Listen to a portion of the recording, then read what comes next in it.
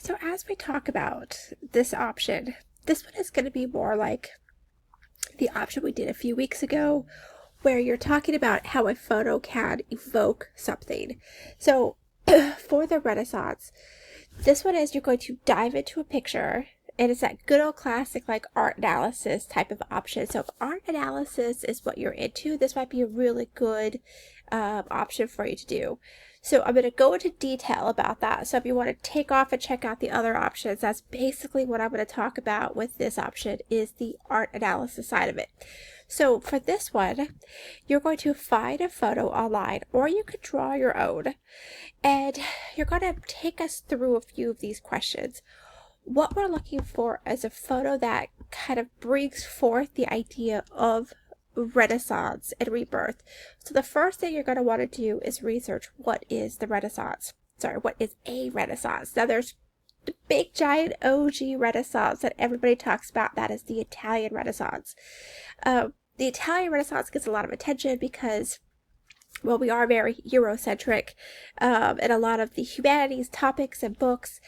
However, a Renaissance is not restricted to just the Italians, but some of the most talented artists we had of the age in Europe at the time were coming out of Italy, and that's why it focuses a lot there. But you aren't restricted to that. I'm going to show you a little bit of what I was talking about. Alright, so right here kind of shows you that Renaissance idea. So this one right here is Caravaggio. Caravaggio is just like the OG of it. I'm trying to find like a picture of him. I guess I can't find one off the top of my head. We'll just focus here. So do you see how this is kind of stagnant still? It's a snapshot that's telling you something, and that's just it. Whereas here, Caravaggio is trying to use that idea of like dramatic thought, dramatic emotion.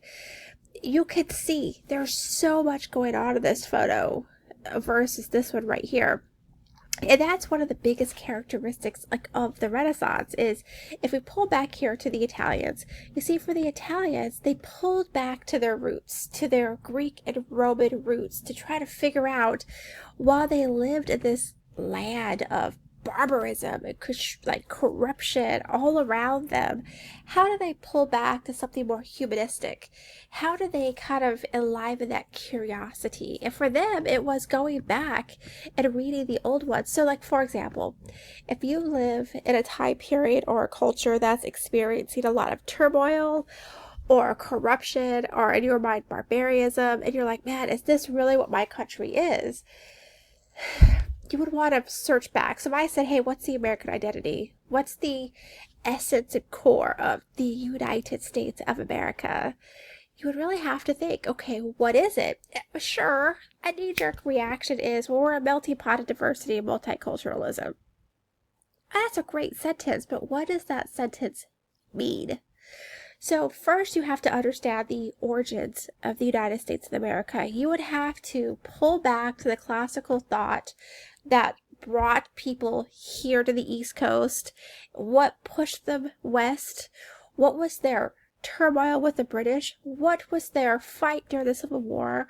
What was their fight during the War of 1812? And as they kind of go into the Industrial Revolution, what kind of country are they? As they come out of World War I and II, what kind of country and people are they? So that's what they mean by going back.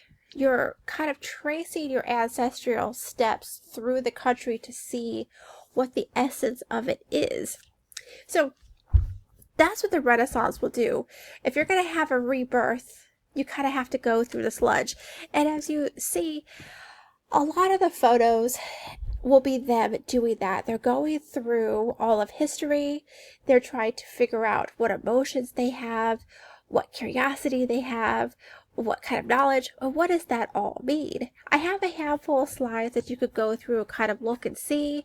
It talks about quite a bit, and that's what your challenge is for this, is to find a picture that represents all of the qualities of someone or some country having a Renaissance. Now, you aren't restricted to an era. Let me see if I can find it over here. I think it's in here. So if you look over here, there's so many different types of photos that represent humanism. They represent a renaissance. And you could pick through and pick one that you think, yes, this has those qualities. And in the lecture, we'll be talking about what are the characteristics of it. Let me see if I can find that slide. Throughout the slides, I'll talk about a lot of different qualities of a rebirth, of a renaissance. And you could kind of go through and kind of pick out what you want to hone in on. You know, maybe it's not all of the characteristics of a renaissance. Maybe it's just one. You know, maybe it's all of them. Maybe it's just a couple. And as you go through, maybe you find something that resonates with you and you're like, yes, this is a great example of all of those traits.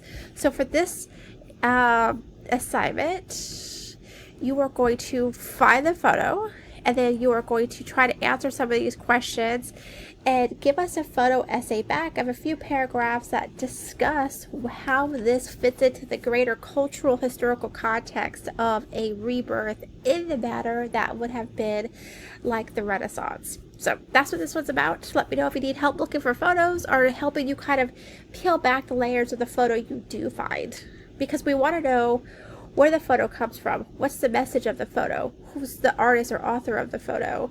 Is there any cultural, historical perspective on this? What's the message? What's the meaning? You know, what's the purpose and function? You know, so you really want to peel back everything with this photo. This is an analytical assignment.